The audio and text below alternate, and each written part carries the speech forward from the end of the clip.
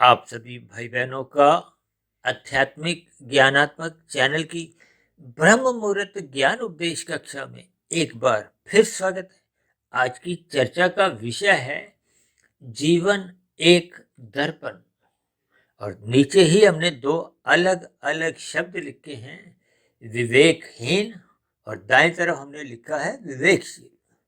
देखिए, जीवन शब्द को तो हमने रंगीन रंग से दर्शाया है, क्योंकि कलयुग की स्थितियों में एक साधारण मनुष्य का जो एक जीवन है, वो अक्सर विषय भोगों की गलियों में ही सहज ही असत रहता है।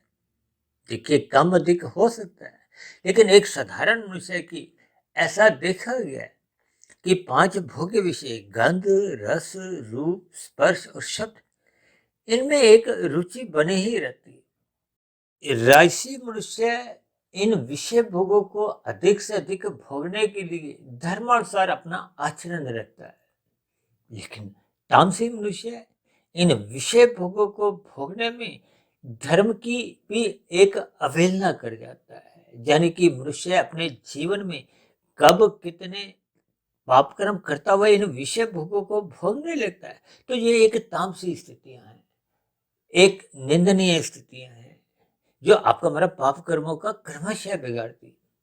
और जबकि एक सात्विक स्थिति है, जो मनुष्य ज्ञान पूर्वक अपने जीवन को एक व्यवस्थित कर लेते हैं, अनुशासित के रखते हैं, शास्त्रों के अनुसार अपनी दिनचर्या एक व्यवस्थित रखते हैं, यानी कि ऐसे मनुष्यों का जीवन फिर वो संतुलित रहता है।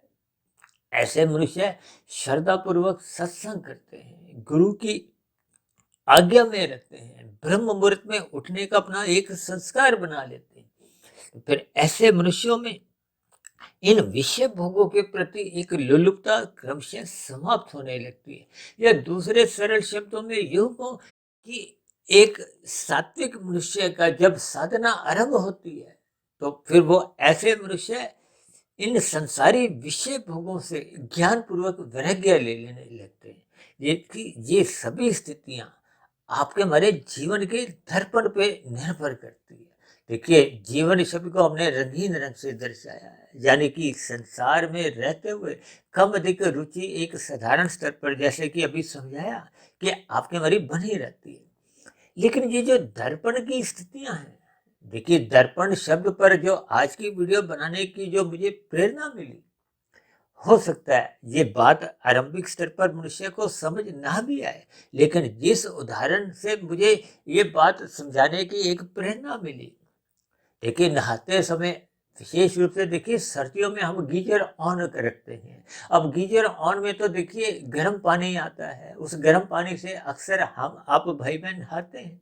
तो फिर ऐसी स्थितियों में आपके हमारे बाथरूम में, यानी कि वो जो दर्पण बाथरूम में यदि लगा हुआ है, अक्सर आजकल देखिए लोगों के घरों में देखिए बाथरूम में भी दर्पण की स्थितियां बनी होती हैं। तो फिर ऐसी स्थिति विशेष में जब हम गर्म पानी से नहाते हैं, तो फिर दर्पण पर कुछ अलग अलग स्थितियां बन जाती हैं। विशेष रूप से देखिए, गर्म पानी से नहाने के बाद की जब हम दर्पण पर देखते हैं, तो आपको हमें स्थिति, अपना चेहरा नजर नहीं आता।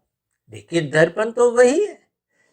इन सभी स्थितियों को आपको हमें क्रमबद्ध तरीके से तामसी, राजसी और सात्विक स्थितियों से ही जोड़ते हुए इस बात को, इस दर्पण को समझना होगा।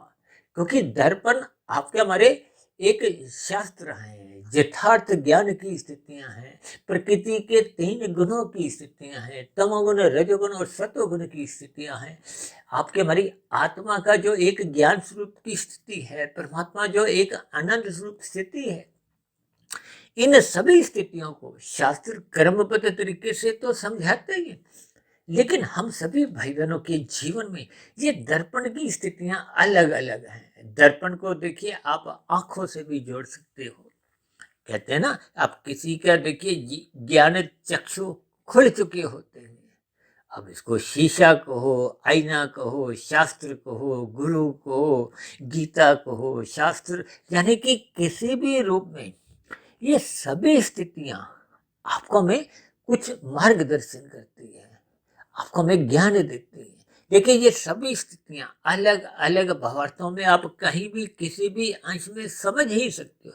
यानी कि दीपक आपको एक यथार्थ सत्य से जोड़ता है, सत्संग से जोड़ता है, सत्वगुण से जोड़ता है, कुछ भी स्थितियों से। ये दर्पण बहुत ही आपको हमें जीवन का एक ज्ञान देता है।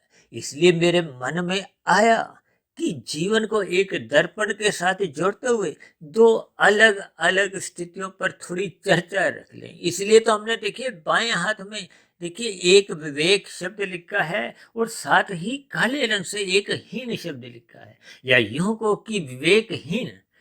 जबकि विवेक शब्द को हमने देखिए सफेद रंग से दर्शाया है, हीन शब्द को हमने काले रंग से दर्शाया है। हीन का अभिप्राय देखिए एक खराबी से है, एक निंदनीय स्थिति से है, एक नगण्य स्थिति से लगा सकते हो, एक बुराई से जोड़ सकती हो। और जब दूसरे सरल शब्दों में आप इसको नुकसान से, हानि से जोड़ सकते हो। हीन का अभिप्राय देखिए हानि से भी आप जोड़ सकते हो। जबकि दाएं तरफ हमने देखिए एक विवेक शब्द के साथ सफेद रंग से ही शील शब्द लिखा है।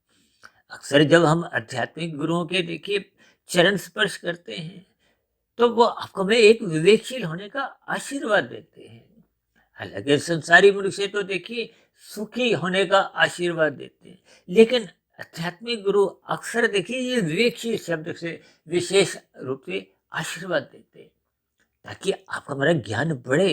ये विवेक का अभिप्राय देखिए बुद्धि की उस विशेष शक्ति से है जो आपको हमें परमात्मा के नजदीक ले जाती है, जो आपको हमें शास्त्रों का ज्ञान विज्ञान समझने में सहायक होती है। अक्सर हमारी चर्चाओं में तो बार बार कहा जाता है कि विवेक शक्ति जगाओ, विवेक शक्ति अपने आप नहीं जगती। देखिए मन बुद्धि तो सबके पास ही है, लेकिन ये विवेक शक्ति सबके पास नहीं है। विवेक शक्ति जगने का अभिप्राय क्या है कि जब आपके हमारी बुद्धि सात्विक निरंतर बनी रहती है, सात्विक बुद्धि में ही ये विवेक शक्ति जगने लगती है। और जगी हुई विवेक शक्ति ही शास्त्रों का ज्ञान विज्ञान समझने में सहायक होती है, परमात्मा से जोड़ने में सहायक होती है, और संसार से, विषय भोगों से, संसारी आकर्षणों से ज्ञान पूर्वक वैराग्य करवाने में भी सहायक होती है। यानी कि विवेकशील शब्द अपने आप में ही इसलिए हमने सफेद रंग से दर्शाया है, और दर्पण की उस स्थिति विशेष को हमने देखी सफेद रंग से दर्शाया। आज हमने दर्पण को कहीं भी देखी कोई धुंधली स्थिति से नहीं जोड़ा, कोई उसमें मैलेपन से नहीं जोड़ा। ये सभी स्थितियां अभी हम आगे चर्चा में थोड़ा इन पर विशेष ध्यान आपका आकर्षित करेंगे। देखिए ये बहुत ही साधारण स्थितियां आपके हमारे जीवन में दिन प्रतिदिन हर क्षण कुछ ना कुछ आती रहती हैं, लेकिन इन सभी स्थितियों से मनुष्य ज्ञान पूर्वक कोई एक ज्ञान नहीं लेता, क्योंकि अक्सर एक साधारण मनुष्य के जीवन में सत्वगुण के प्रति, सत्संग के प्रति, ज्ञान के प्रति कोई विशेष रुचि जागृत हो नहीं पाती। उसका कारण क्या है? मनुष्य के विषय भोगों में एक लोलुपता बनी रहती है। और कल युग की स्थितियां हैं। अब कल युग की स्थितियों में तो देखिए बार बार शास्त्र ही समझाते हैं, ये जो कलयुगी 5 निंदनीय स्थान है, उन स्थानों में जाने से तो मनुष्य को कम से कम बचना ही चाहिए। ये निंदनीय स्थान क्या है? धूत कीड़ा, मदपान, स्त्री संग, हिंसा और अनीतिगत कार्यों से कमाए गए धन का। अब यदि मनुष्य इन 5 निंदनीय स्थानों पर जाने से हिचकता नहीं है, कोई लज्जा महसूस नहीं करता। देखिए आजकल तो ब्याह शादियों में भी एक मद्यपान का सेवन आरंभ हो चुका है। घरों में अक्सर देखिए ये जो मांसाहार भोजन का सेवन होने लगा है, भले ही लोगों के घर में ना भी बनता हो तो लोग बना बनाया अक्सर फोन पर ऑनलाइन की सुविधा लेते हुए इन खानों को घर पे मंगवाते हैं। तो ये सभी स्थितियां आपके हमारे जीवन में एक तामसी स्थितियां उत्पन्न करती है। ये ज्ञान के प्रति फिर आपको में जागृत नहीं करती, तो फिर मनुष्य इन सभी विषय भोगों में अपने जीवन बिताता रहता है। यानी कि एक मनुष्य के जीवन में बस खा लिया, पी लिया, मौज मस्ती कर ली, गपशप मारी, यानी कि ये राजसी स्थितियां ये मनुष्य को बार बार रजोगुण में कभी तमोगुण में गिराती है। क्योंकि जैसे जैसे मनुष्य इन विषय भोगों को भोगने का व्यसनी बन जाता है, आसक्ति उसके जीवन में बन जाती है, तो फिर मनुष्य इन विषय भोगों की प्राप्ति करने में अधिक से अधिक धन एकत्रित करता है। धन एकत्रित करने में फिर वो छल कपट ठगी अनीतिगत कार्य करने से भी हिचकता नहीं। तो ये सभी स्थितियां तमोगुण रजोगुण की स्थितियां हैं। ये तमोगुण आपके हमारे जीवन में छल कपट ठगी अनैतिक कार्य करवाने से एक प्रोत्साहित करता है। इसलिए तो हम बार बार कहते हैं रात को मनात्मक स्थितियों से बचो, रात को जल्दी सो जाना चाहिए।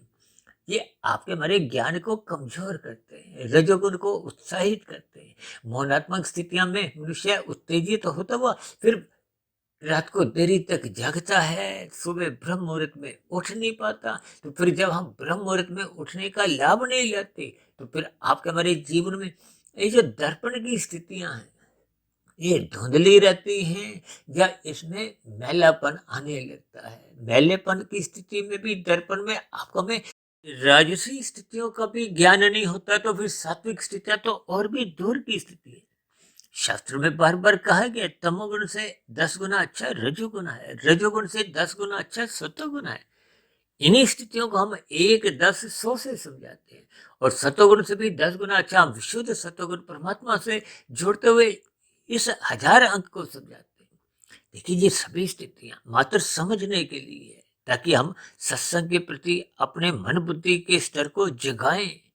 देखिए मन के ऊपर बुद्धि तत्व है और बुद्धि जब निरंतर सात्विक बनी रहती है तो फिर इसमें धीरे धीरे विवेक शक्ति जगती है।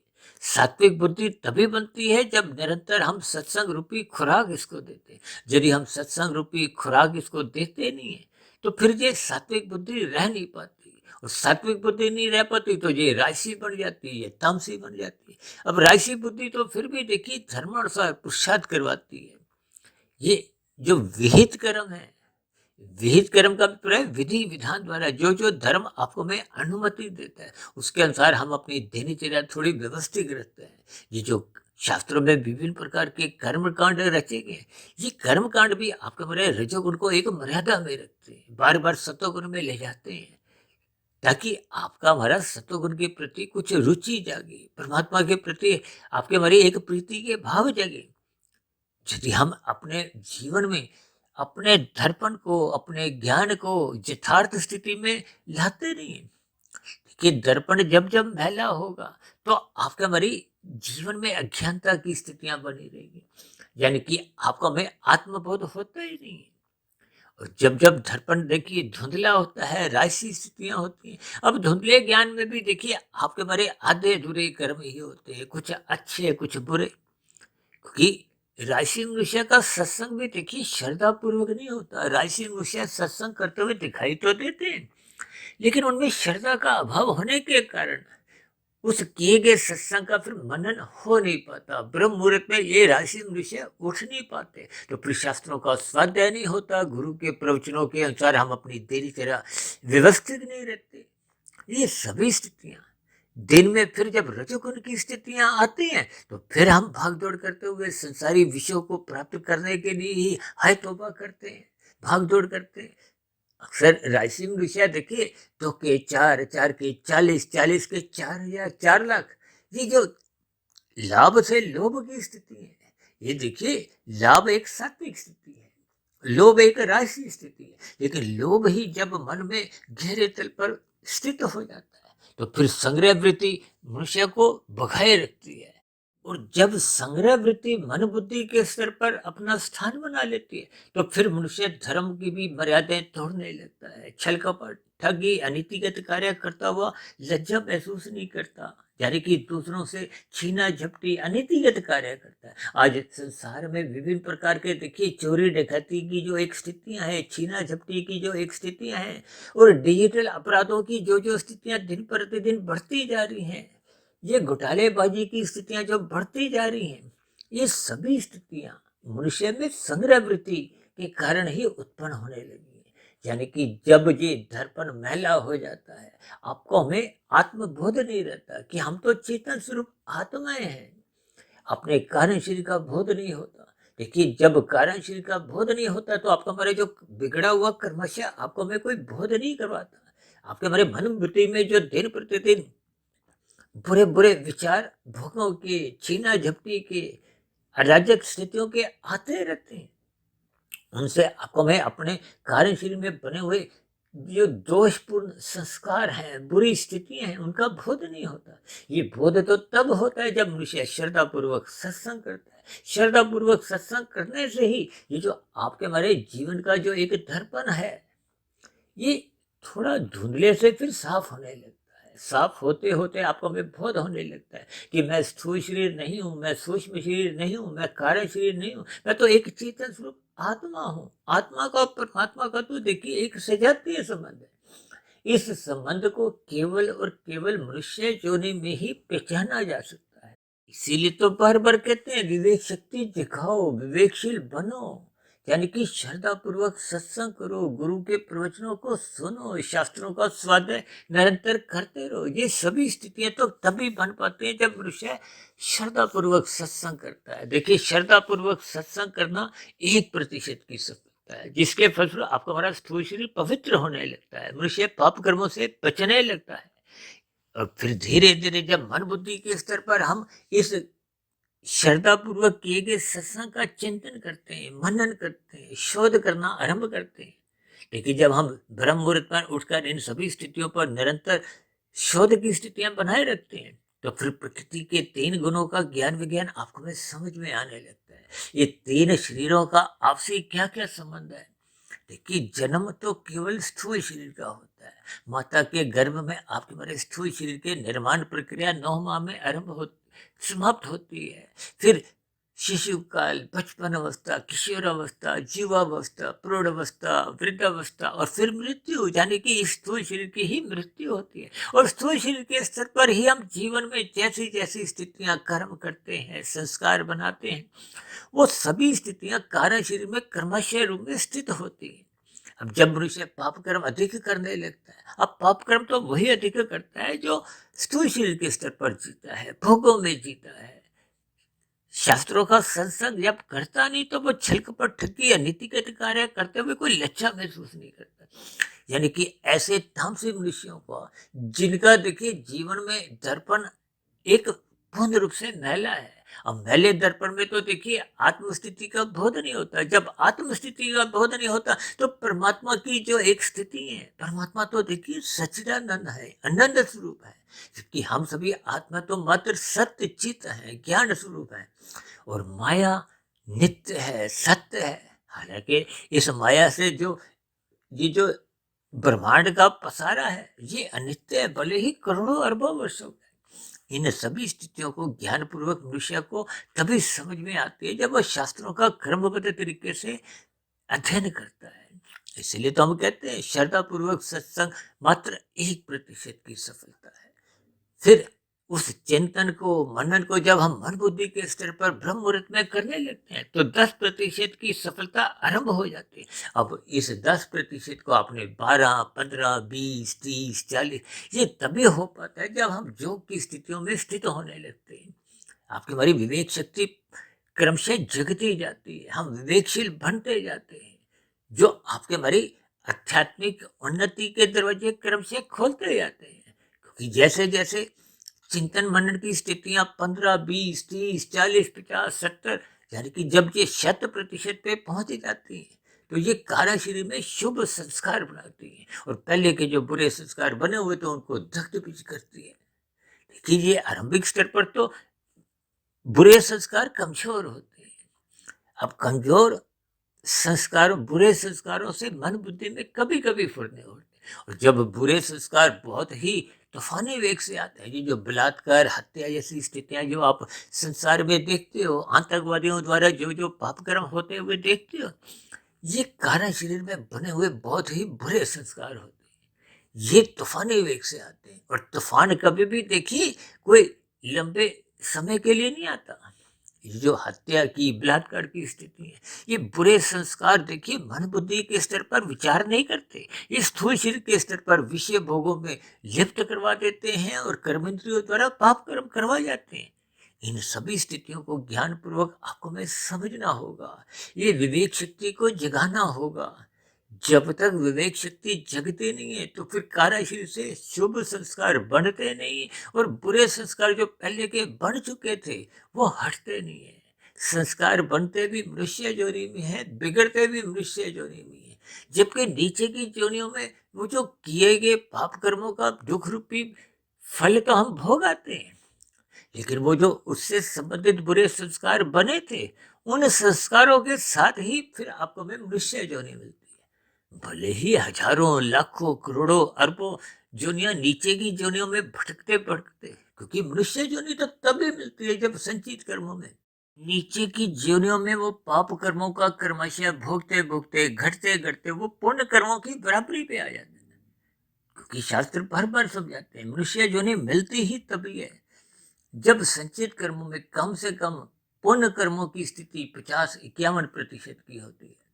हालांकि अधिक हो तो और भी अच्छी बात, लेकिन ये सभी स्थितियां आपको हमें ज्ञान पूर्वक समझनी होंगी। अब किसी के पाप कर्म देखिए 80% है, पुण्य कर्म 20% है, तो ऐसे में बहुत ही नीचे की स्तर की अभिप्राय देखिए वनस्पति जोनि, कीड़े मकोड़े, कीट पतंगे की जोनि, उन जोनियों में देखिए जैसे जैसे पाप कर्म घटते जाते हैं, फिर पक्षी योनि, पशु योनि, यानी कि वो पाप कर्म घटते घटते जब तक वो 20% पुण्य कर्मों की बराबर में नहीं आते, चाहे हजारों लाखों करोड़ों अरबों खरबों कितनी भी जोनियों में नीचे भटकना पड़े, कितने ही युग बीत जाए, तब तक मनुष्य जोनि मिलती नहीं है। और इस मनुष्य जोनि को हम और आप प्राप्ति कर चुके हैं, फिर भी हम देखिए अपने विवेक शक्ति को जगाने का प्रयास नहीं करते। क्यों? क्योंकि आपके हमारे दर्पण में देखिए एक मैली स्थितियां हैं, धुंधली स्थितियां हैं। अब धुंध में भी देखिए आपको मैं अधिक दूरी का नजर नहीं आता। जैसे हम धुंध में आजकल तो देखिए धुंध अक्सर आपके सर्दियों में आपके घरों के आसपास आपको सड़कों पे दिखाई देती है। धुंध में हम अपना स्कूटर कार धीरे चलाते हैं क्योंकि अधिक दूरी का नजर नहीं आता। राशि मनुष्यों को भी देखिए कर्मफल सिद्धांत की स्थितियों का कोई विशेष ज्ञान नहीं होता। वो देखा देखी या अपने आधे अधूरे ज्ञान के आधार पे जो जो सही समझता है वो करता जाता है। तो फिर अधूरे ज्ञान में देखिए अक्सर आपके हमारे पाप कर्म भी होने लगते हैं क्योंकि आपको हमें नजर नहीं आता। और ऐसी स्थिति में देखिए राशि मनुष्य तो बहुत अधिक कर्म करता है। वो पाप कर्म करने से भी इसलिए हिचकता नहीं है क्योंकि वो अक्सर अपने पाप कर्मों को पाप कर्म समझता ही नहीं, क्योंकि उसकी दृष्टि तो भोगों पे होती है, शास्त्रों पे उसका ज्ञान की पकड़ होती नहीं है, गुरु को सुनता नहीं है, ब्रह्म मुहूर्त में उठता नहीं है। तो फिर ऐसी स्थितियों में उसका आधा अधूरा ज्ञान कुछ ऐसे ही कर्म करवाता रहता है। तभी तो देखिए धुंध में अक्सर दुर्घटनाएं होती हैं। ये दुर्घटनाओं का अभिप्राय क्या है कि दुर्घटना में देखिए हम दूसरे का भी नुकसान करते हैं और अपना भी नुकसान करते हैं। इसका अभिप्राय क्या है कि हम दूसरों का छीना झपटी करते हैं, पाप कर्मों का कर्माशय बढ़ाते हैं, जिसके फलस्वरूप हमारा भी नुकसान होता है। जबकि तामसिक मनुष्य तो देखिए पाप कर्म ही पाप कर्म करता है। आज कितने मनुष्य हैं देखिए जो एक मद्यपान करते हैं, गुटखा तंबाकू खाते हैं, एक मांसाहार भोजन का सेवन करते हैं।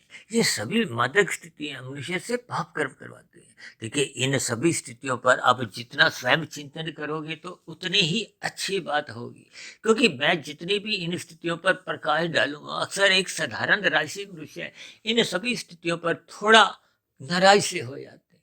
इन सभी स्थितियों को ज्ञानपूर्वक आपको हमें चिंतन करना होगा, अपनी विवेक शक्ति को जगाना होगा, क्योंकि विवेक शक्ति जगने से ही ये मन जो विषय भोगों की गलियों में फिसलने लगता है। क्योंकि मन तो देखिए महेंद्रिय है, स्थूल शरीर की कर्मेंद्रियां हो या ज्ञानेन्द्रियां हो, वो अपने आप में स्वतंत्र नहीं है। स्थूल शरीर तो मात्र एक यंत्र है, उस यंत्र को संचालित करने वाला मन है, मन को संचालित करने वाली बुद्धि है, और बुद्धि सात्विक होनी आवश्यक है। यानी कि ये दर्पण जब साफ सुथरा नहीं होगा तो ये आपको वे शास्त्रों का ज्ञान नहीं करवाता, यानी कि आत्मबोध नहीं करवाता। इन सभी स्थितियों की ज्ञान पूर्वक सही सही अर्थ तभी समझ में आ पाते हैं जब आपके हमारे जीवन का दर्पण को हो, शास्त्र को हो, इनका हम यथार्थ चिंतन करते हैं, आत्मबोध करते हैं, यथार्थ ज्ञान को अपने जीवन में ढालने लगते हैं, यानी कि विवेक शक्ति जगाने लगते हैं। अन्यथा यदि आपका हमारा दर्पण मैला है या धुंधला है तो विवेकहीन, यानी कि आपके हमारे जीवन में हानि की स्थितियां बनी रहती हैं। तो फिर ऐसी स्थिति में देखिए वो बुद्धि तामसी राशि बनी रहती है। अब तामसी राशि बुद्धि का मन में कभी भी नियंत्रण नहीं होता। अब फिर ऐसी स्थितियों में भोग कब अमर्यादित होने लगते हैं, मनुष्य को बोध नहीं होता। इन सभी स्थितियों पर आपको हमें चिंतन करना होगा।